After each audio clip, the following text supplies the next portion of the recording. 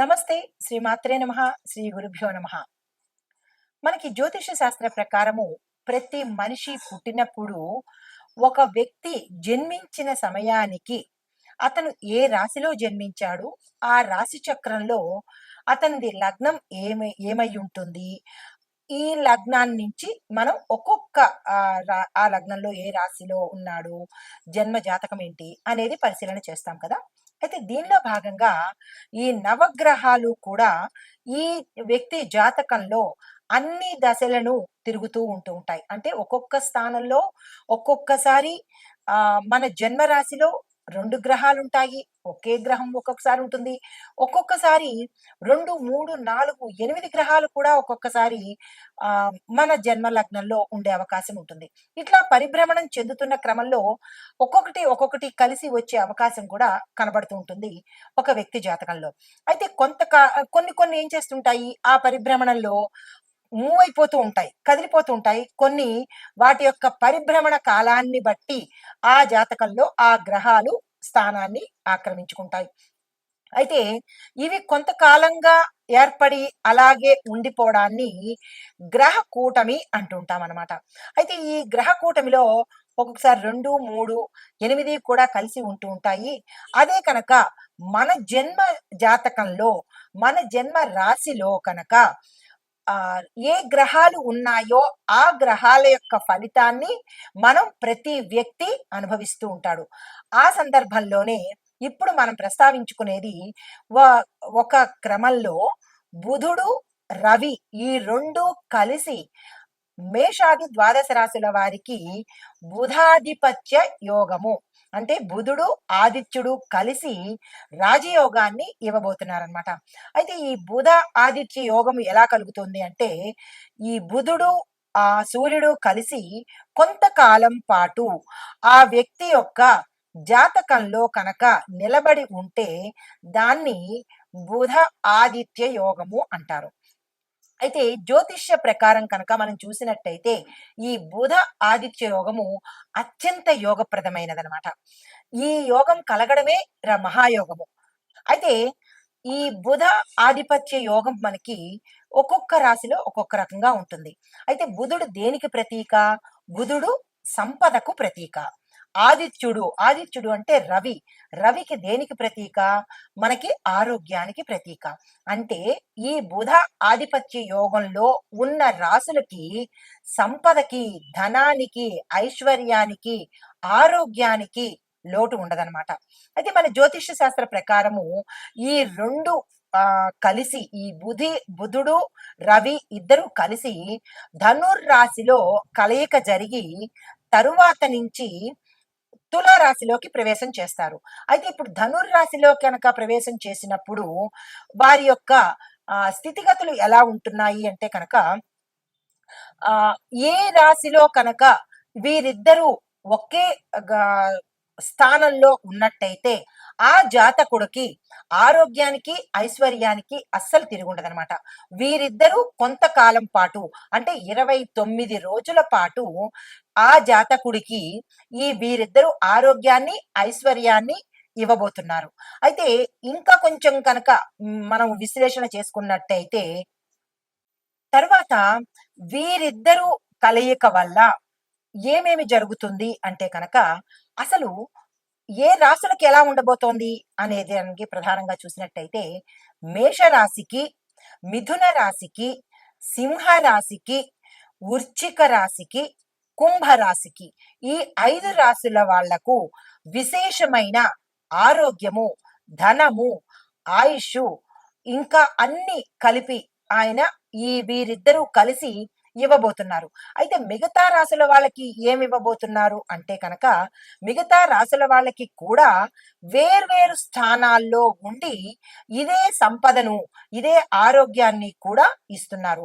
అంటే వీరు ఎన్నో ఇంట్లో ఉంటే అంటే వారు ఏ స్థానంలో ఉంటే ఆ ఫలితాలను ఇవ్వబోతున్నారు. కాబట్టి ఏ స్థానంలో వారు ఉన్నారు అనే అంశాన్ని మరింత విపులీకరంగా నేను మీకు కంటిన్యూషన్. అయితే ఈ బుధ ఆదిత్య యోగము ఈ 5 రాశుల వాళ్ళకి 11 రోజుల పాటు, మిగతా రాసుల వాళ్ళకి 29 రోజుల పాటు, మరికొంతమంది రాసుల వాళ్ళకి 2 రోజుల పాటు ఈ ఫలితాలను ఇవ్వబోతున్నారనమాట. అయితే ముందుగా మనము అసలు ఈ అయితే ఈ బుధ ఆదిత్య యోగం వల్ల ఈ నెల 17వ తారీఖు నుంచి 29 వరకు అనగా 12 రోజుల పాటు ఈ బుధుడు రవి ఇద్దరు కలిసి తరువాత తులారాశిలోకి ప్రవేశించబోతున్నారు. అయితే ఈ తులారాశిలో యతి జరగడం వల్ల ఈ బుధాదిత్య యోగానికి విశేషమైన ఫలితాలను ఇస్తున్నారు. దానితో పాటుగా ఈ ఏ అంశాలు ఇందులో ఉండబోతున్నాయి అంటే కనుక వ్యక్తిగతంగా, ఆర్థికంగా ఏవైతే సమస్యలు ఉంటాయో ఆ సమస్యల నుంచి వీరిద్దరూ ఆ జాతకుల్ని బయటపడేస్తారన్నమాట. దీనితో పాటుగా అంటే విముక్తి కలిగే చేస్తారు. వ్యక్తిగతంగాను, ఆర్థిక పరంగాను ఏ జాతకుడైతే ఇబ్బంది పడుతున్నాడో బుధ ఆదిత్య యోగం వల్ల వీరిరువురు కలిసి ఆ జాతకుణ్ణి ఆ సమస్యల నుంచి విముక్తి కలగజేస్తాడు. అయితే కొన్ని రాశుల వాళ్ళకి ఎలా ఉండబోతోంది అంటే మిథున, కర్కాటక, కన్య, తుల, ధనస్సు, మకర, కుంభాల వారికి బుధాధిపత్య యోగం వల్ల అంటే ఈ బుధుడు ఆదిత్య యోగం వల్ల కొన్ని సమస్యలను కలగజేస్తున్నాడు. కొంతమందికి విముక్తి కలగజేస్తున్నాడు, కొంతమందికి సమస్యలను సృష్టించేస్తున్నారు. అయితే ఈ సమస్యల నుంచి ఎంత సమయంలో ఈ మిగిలిన రాశుల వారు బయటపడతారు అనే అంశాన్ని మరింత వివరంగా ప్రేక్షకులకు సందేహం లేకుండా నిదానంగా చెప్తాను, గ్రహించుకోండి. అయితే ఈ బుధుడు కుంభరాశిలో సంచరించడం వల్ల ఈ బుధుడు రవి ఇద్దరు కలిసి తులాలో ప్రవేశిస్తున్నారు, అలాగే కుంభంలో సంచరిస్తున్నారు. ఈ సంచారం వల్ల ఏ ఏ రంగాల వాళ్ళకి ఎలాంటి ఫలితాలు ఇవ్వబోతున్నారు అనే అంశాన్ని చాలా విపులీకరంగా ప్రేక్షకులకు అర్థమయ్యే రీతిలో చెప్తాను. అయితే బుధ గ్రహము బుద్ధిని ఇస్తుంది, ధనస్సు అంటే డబ్బుని ఇస్తుంది. దానితో పాటుగా ఎవరెవరికి ఉపయోగము అంటే వ్యాపారం చేసుకునే వాళ్ళకి, కమ్యూనికేషన్ డిపార్ట్మెంట్ లో ఉండే వాళ్ళకి, విద్య, లాజిక్, టెక్నాలజీ, వాణిజ్యము, పారిశ్రామికము రంగాలలో ఉండేవారికి చాలా అత్యంత ప్రభావితంగా విశేషమైన యోగాలను ఈ రంగాల్లో ఉండే వాళ్ళకి బుధుడు ఆదిత్యుడు ఇద్దరు ఇవ్వబోతున్నారు. అయితే ఈ కుంభరాశిలో సంచరిస్తున్న ఈ బుధుడు శని గ్రహంతో కలిసి ఆధిపత్యాన్ని తీసుకుని వారితో పాటు ఈ ముగ్గురు కలిసి టెక్నాలజీ, కమ్యూనికేషను, విజ్ఞానము అంటే సైంటిఫిక్ గా అనమాట, రాజకీయము, పరిశోధనలు చేసే విభాగము, science field, stock market, software రంగాలలో ఉన్న వారికి చిన్న చిన్న మార్పులు జరిగే అవకాశము ఈ బుధ ఆదిత్య యోగం వల్ల జరగబోతోంది. అయితే ఇప్పుడు నేను ఏ రాసుల వాళ్ళకి ఈ బుధ ఆదిత్య యోగం వల్ల ధనం ఎట్లా వస్తోంది, సమస్యలు ఎలా తీరుతున్నాయి, అన్ని రంగాల వాళ్ళని ఒక్కొక్కరికి వివరంగా చెబుతాను, వినే ప్రయత్నం చేయండి. ఈ బుధ ఆదిత్య యోగం వల్ల మనకి 12 రాసుల వారికి ఎలాంటి ఫలితాలు ఇవ్వబోతున్నాయి అనే అంశంతో అసలు ఈ బుధుడు గ్రహాలలో యువరాజుగా చెప్తుంటారు. అతను బుద్ధిని ఇస్తాడు, ఐశ్వర్యాన్ని ఇస్తాడు, సంపదని ఇస్తాడు, జ్ఞానాన్ని ఇస్తాడు. దీనితో పాటుగా విశేషమైన కీర్తి ప్రతిష్టలను కూడా బుధుడు ఇస్తాడు. అయితే దీనితో పాటు రవి కూడా కలిసి ఉంటున్నాడు.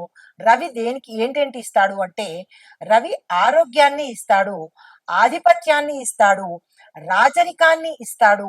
దీనితో పాటుగా లీడర్షిప్ క్వాలిటీస్ కూడా అంటే నాయకత్వ లక్షణాలను కూడా ఈ రవి గ్రహము ఇస్తుంది.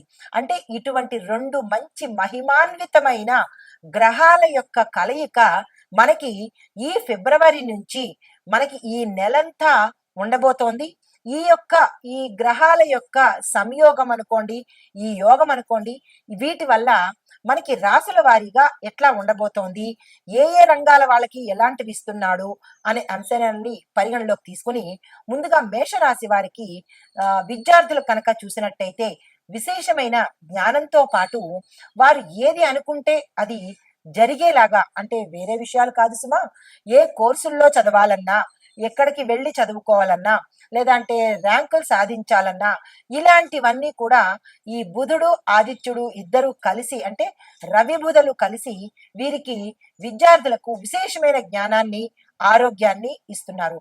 దీంతో పాటుగా విద్యార్థులు ఏదైతే కనుక క్యాంపస్ ఇంటర్వ్యూస్ లో సెలెక్ట్ అయితే అందులో క్యాంపస్ ఇంటర్వ్యూస్ కి అటెండ్ అయితే అందులో సెలెక్ట్ అవ్వడము, దీనితో పాటుగా విదేశాలు వెళ్ళడము, అక్కడ జస్ట్ క్యాజువల్ గా వీళ్ళు కనుక అప్లై చేస్తే అక్కడ వీళ్ళకి సీటు వచ్చేసి అక్కడికి వెళ్ళే పరిస్థితిని కూడా వీళ్ళు కలగజేస్తున్నారు.